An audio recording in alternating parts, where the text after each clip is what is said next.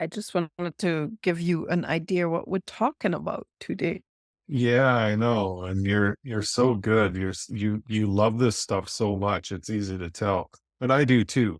We could talk about this all day, honestly. Yes, that's our passion. I just had a like literally very interesting conversation with the potential client, and she's also into so a lot of coaches are into network marketing, and she's into a very famous European brand that's sustainable and it's cosmetics.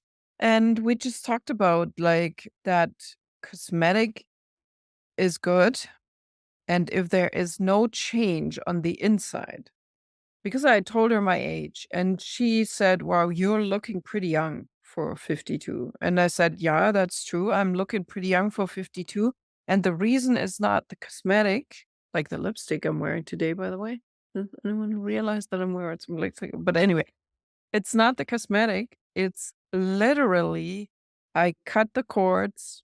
I made the jump over the big ocean. I'm in Canada. I'm with the love of my life.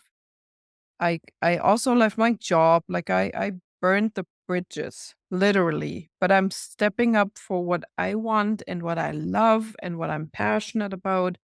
And I honestly feel that change is also something in your look because it gets reflected on the outside when you're so fucking happy.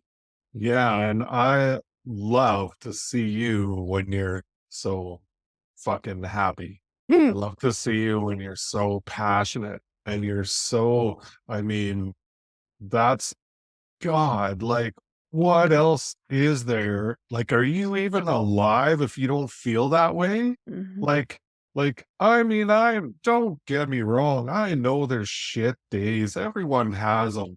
But the question is, do you live there? The question is, are you waiting for the next one, looking for the next one?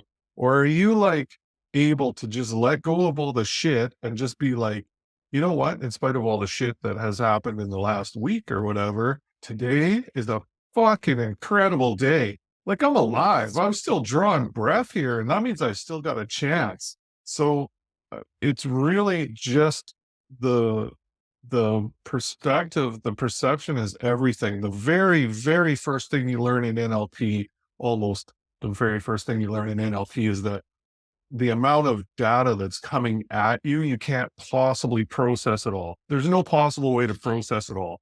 It's thousands of times more than you can process. And so what you need to do in order to enjoy your life is focus on the things that are going to give you joy in your life. Yes. Yes, absolutely. I completely agree.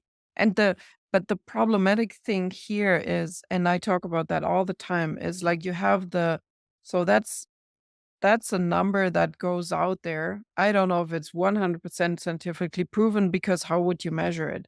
They say that you have like 2 million impulses on your brain coming in over the senses every single second. But your brain is not able, luckily, I would like to say, to process more than 40.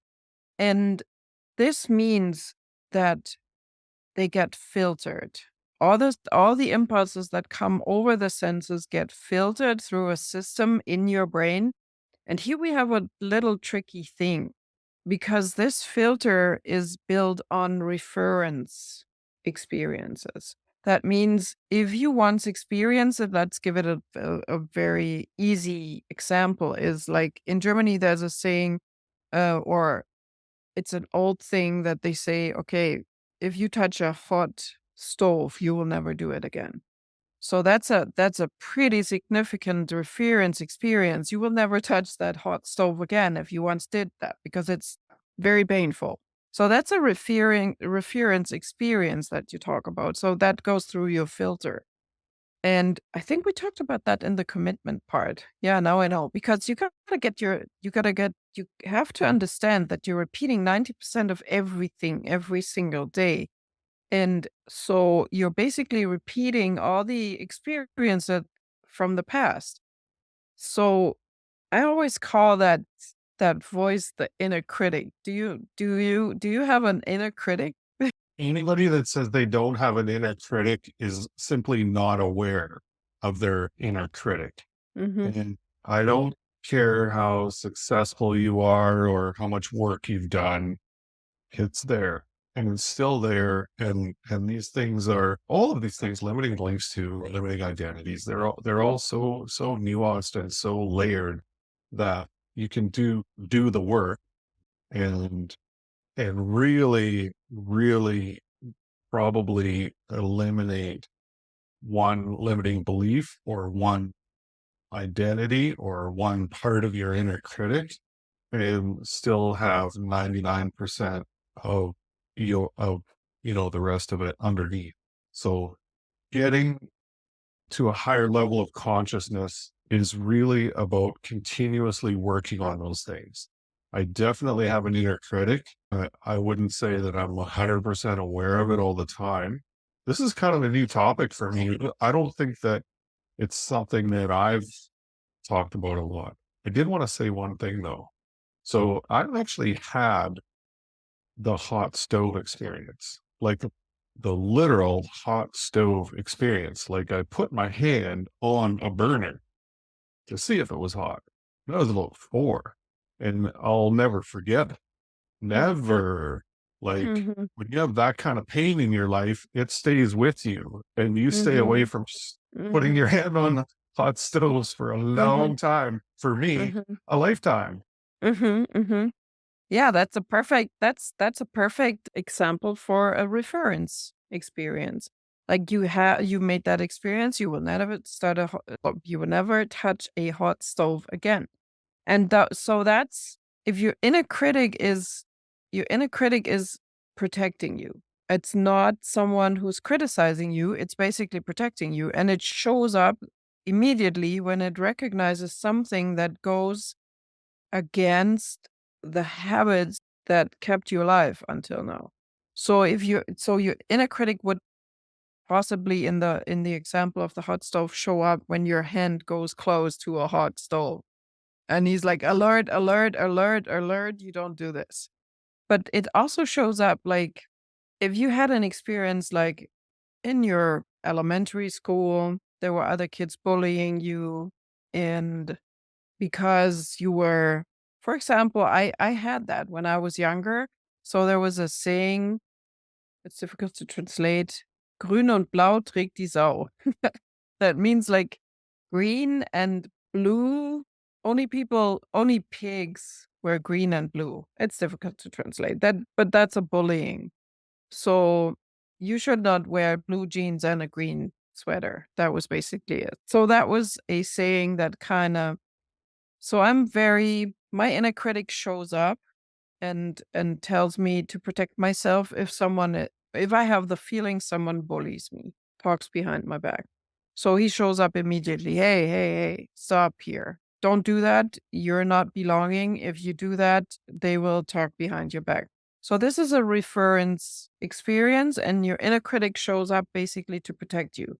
Nowadays, I could wear blue jeans and a green sweater and I wouldn't care about what other people think of me. Is that a little confusing or did I No, no, I think you're hitting some really important points. So, because I remember when this was coming out in Germany, and I I but I don't think that I got this part of it, that your inner critic is actually trying to help you survive. That's a really important point because I think a lot of people, when they first discover this concept, and it's the same with limiting beliefs too, and limiting identities. They all kind of fall under that same category. And so it's just a matter of how you think about it. But your inner critic is trying to help you. It's trying to help you survive. And that's the purpose of your subconscious mind. Your subconscious mind takes care of all your organs and all that stuff without you even knowing about it for the most part. There's a few things that you can become consciously aware of, like your breathing, for example, and interfere with the process if you want Mm, to. But mhm. but your subconscious mind takes care of your spleen, your intestines, and your pancreas and all that stuff. It does all that without any of your conscious knowledge. And so this inner critic is just just like a big red flashing alert that's saying, "Don't do that." Because, for example, with the hot stove example, I mean, that's something that is going to remain appropriate for your entire life. It's just not appropriate to put your hand on a hot stove, and remembering that is actually beneficial to your survival. So it actually does work.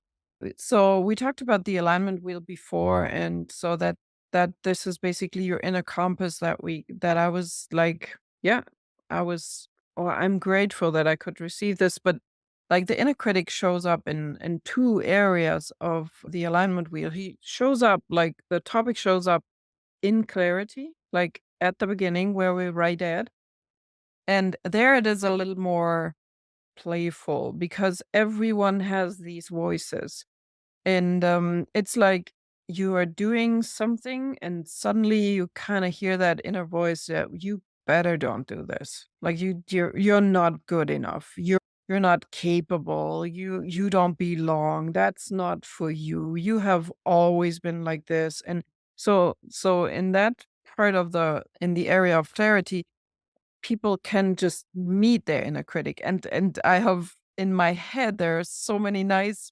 paintings that they did, like, they painted their inner critics and they gave it a name, and so, by the way, the name of my inner critic is Carsten. Do you have a name for your inner critic?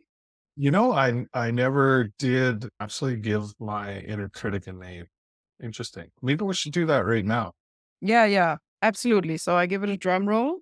Let me introduce my inner critic to you. First time. What's the name? Frank. Oh, Frank is your inner critic. Hi, Frank. Nice to meet you. I'm happy to meet you, Frank, because you are taking good care of my husband. So I'd love to meet you. That's really nice. So what are you telling him to survive?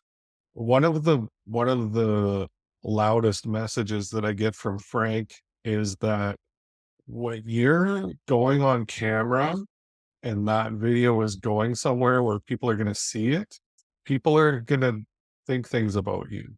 You have to be careful what you talk about. You have to be there's parts of your past that are embarrassing or that people will shame you for, or people will make you feel guilty for, all those things. And so watch what you say.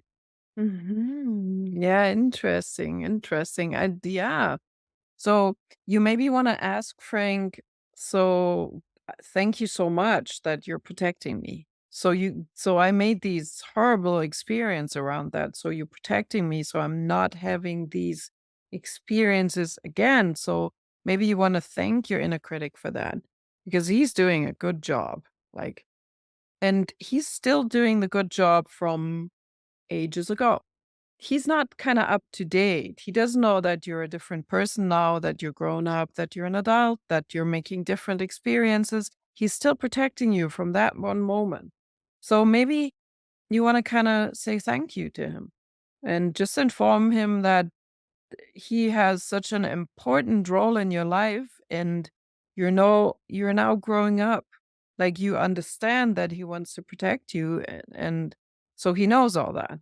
So this is what I tell my customers always to to to thank, not to go against. If you go against, that's not working. I think you had that wonderful example with the rubber band, right? Yeah, it's true. Yeah, this is actually very appropriate to that. If you imagine that you're at point A and you want to be at point B, and you just imagine that there's two rubber bands. One of them is connecting you at point A to point B. So you're being pulled towards point B. Most people, when they have, when they try to get somewhere and they're frustrated and they're stuck and they can't get there, they think that they're not being pulled towards it enough. But that's not really true. They're naturally being pulled towards it. It wouldn't be point B if you weren't being pulled towards it. You're naturally being pulled towards it. But what also is happening simultaneously is there's a second rubber band that wants to hold you in place. It wants to keep you where you are at point A. And all of the things that we talked about, your inner critic, your limiting identities, your limiting beliefs, all those things are that rubber band. And when you do the work, you start to cut away. Maybe it's more than one rubber band holding you at point A, but you start to cut those away and you naturally just gravitate towards point B. You can't help but go towards point B if there's no second rubber band. You can't help it. It's it's drawing you, it's pulling you towards it. But the problem is there's something that's holding you back as well. And so that's what all those are. I just wanted to talk about this a little bit because it sort of came up when I was thinking about Frank here. Frank, I got him until today. I never thought very much about Frank. In fact, he never even had a name until just now. Mm. So, but I did some work well, 5, 6, 7 years ago. Yeah, 5, 6, 7 years ago, and I it came out of after I came out of a series of bad relationships. And one of the things that I wanted to do was to be a better partner. And the way that I could be a better partner, one of the ways was to improve my own self confidence. And so I learned this from Marissa Peer. Marissa Peer has this great process, and I did this multiple times, only once with Marissa Peer guided, but I did it on my own after that because it's pretty simple and easy to remember how to do it.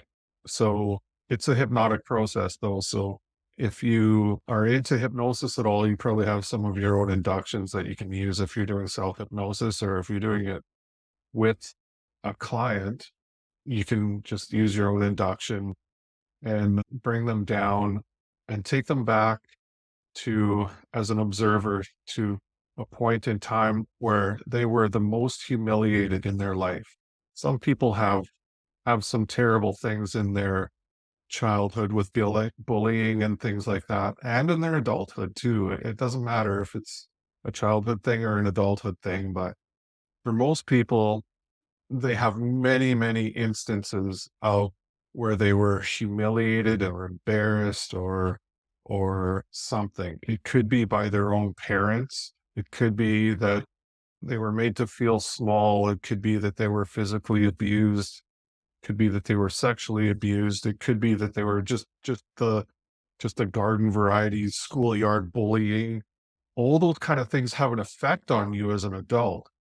And so when you take them back there to that moment, the the one thing that you really want to do is just ask them as as you are now, knowing what you know now, what do you want to say to that kid or to that person that you were? What do they need to hear right in that moment, right when they're experiencing the most humiliating moment of their life? What do they need to know? What do they need to know about life? What do they need to know about people? What do they need to know about themselves? Tell them they're valuable. Tell them they're loved. Tell them that this is a blink of an eye in your lifetime and it's going to be over. Tomorrow you won't remember it. You're going places. You've got a big, big life ahead of you. And don't let this one moment in your life, or this one kid, or this one parent hold you back. It's a beautiful process, and you can do it with a hypnosis induction or meditatively, however you work with your clients or with yourself. Yeah, I think I should. Now that I'm thinking about it, I should record one just so that people can use it. Yes. But I did that process multiple, multiple times because I think most people have more than one humiliating moment in their life. There's always that one kid that you went to school with that had the perfect life, right? His parents were amazing and he was like popular and he was, you know, not a dick at school, but a real nice guy, like voted most popular on the thing or whatever. He goes on to have a great life, great, family and everything and job and whatever. But that's that's kind of like a rare example. And I think all of us want to have the freedom that that kid has, because that kid has way fewer of those rubber bands holding him at point A than many of us do. How do you feel about all that? Good. Enough. Mhm. I said a lot. Yeah, I just realized while talking, excuse me, while talking about the inner critics, I kind of, so when you first meet the inner critic, it's not about that he wants to protect you. That comes in self love. In clarity, it's literally, and this like people loved it. 2.0, 3.0, the new people, they love it. They love the inner critic.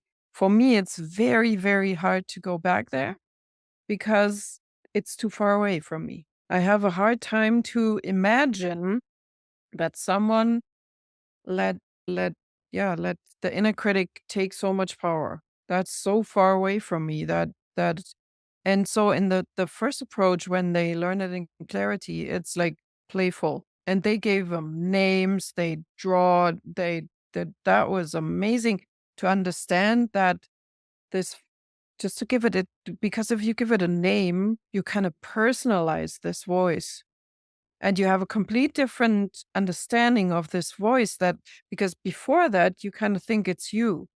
Yes, it's you, but it's a part of you that's coming from the past. And so this changes your perspective completely to give it a name and to give it a face and how it looks like. And we spend a lot of time there back then. But yeah, it's just hard to go back there for me because in self-love, it's different. Then you'll meet your inner critic again, but then you understand that your inner critic is doing something good to you. And that's not in clarity. In clarity, it's more playful and Carson, the dickhead, is like, this gets cut out, right? Yeah, yeah. And so that's yeah, so I did mean to kind of touch on that and I kind of missed it. That if if you're trying to eliminate your inner critic, that's not going to work. You can't deny your inner critic. You have to, so that process that you have there is really valuable. Mhm, You have mhm, to allow it. It's mhm, real, it's mhm. there, acknowledge it because resisting it only makes it stronger. Yeah, and that's why I have to tell you, we talked about that before. That's why I love the inner critic more than than the damaging identities of Chris Duncan, because it's very theoretical, the Chris Duncan approach. But and the inner critic is if you give it a name and if you talk to it and if you make a painting of it, it's more fun and more playful and it's easier to understand for people who had never any experience with the personal growth. Because we all know the voice in our head. And for people who have no experience to say it's a damaging identity, it's a little "Hmm?" But if you say, "Hey, that's your inner critic," and she's like, or he's like, and what's her name? And so that's a playful approach. And as I said, like in clarity, I don't go deeper there and say she wants to protect you. It's more surfacey, like, "Hey, what's she saying? When is she saying that? What's her name?" And so, yeah, you kinda internalize this voice, if that makes sense, in that moment. That's why I love the Yeah. process so much, more than the damaging identities. And also it's important, as you said, you have to meet your clients where you are or where they Mhm, are. Excuse me. mhm, Not where you mhm, are, where they mhm. are. Where they are, right. So if I was training a coach on this, I would say, so here's a beautiful process that you can take Mhm, your client through to help them acknowledge mhm, their mhm, inner critic. And mhm, what you mhm, might find with your client is that their inner critic tends to be stronger in one of these six categories. mhm, mhm, This isn't necessarily something that you need to share with your client. There's like mhm, coach knowing, well, client knowing, right? So for the coach, I would say you don't need to share the 6 limiting identities with your client. You just Mhm, need to do that inner critic process with them and allow them to see whatever comes out. And mhm. it's kind of the same sort of philosophy that I have about the archetypes. Because you can talk about the king, the warrior, the magician, and the lover, which is fine. But you can also just bring some ideas forth and allow your client to create their own archetypes that work for Mhm. them in their lives. Because, like, Oh, with the soccer, archetypes, I have a different approach here. I use the archetypes different. That's not no. I have that it's different. not that's not for today, Mm. anyways. Yeah, yeah. Yeah, I use the archetypes a lot, but I always say you have all of them in you, within you. It's like the 6 human needs. You have all of the archetypes. Some are stronger, some are less strong. Totally, totally, Mm. totally. But like the soccer mom is an archetype if that's part of your The persona. soccer You know what mom I is the mean? care the soccer mom is the caregiver. Sure, but all I'm saying is you might not say to your client, "Oh, you have the caregiver. Let's write that." You know what I mean? Like Mm. just Mhm. like you Oh, yeah. yeah, you if your client came to you and said, "My inner critic's name is Carson," you wouldn't be like, "Oh, that sounds like I don't belong." Right? Yeah, Same. yeah, yeah. It's like and You don't have to tell They had just yeah. fun to experience because, like, for us, it's difficult to understand that people don't have that view, but they don't have it. They just don't have it that this voice is not themselves. It's a part of them that comes from the past. That's really good to understand. Okay, I'm doing my videos now.